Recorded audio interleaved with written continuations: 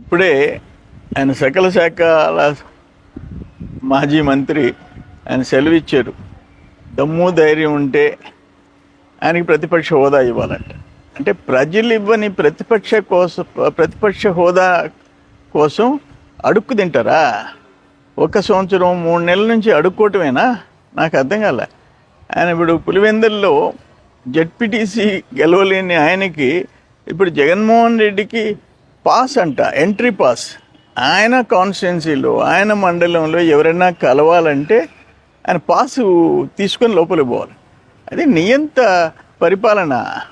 5 సంవత్సరాలు దరిద్రం పట్టించారు, రాష్ట్రాన్ని సర్వనాశనం చేశారు. మేము ఇప్పుడు పోతుంటే ప్రజలు బ్రహ్మరథం పడుతున్నారు. ప్రజలు బ్రహ్మరథం దేనికి? మేము జనాలను ఫేస్ చేయలేకపోతాం. మీరు ఒక బిడ్డకి ఇస్తే మేము 3, 4, 5కి ఇస్తున్నాము. మీరు 13,500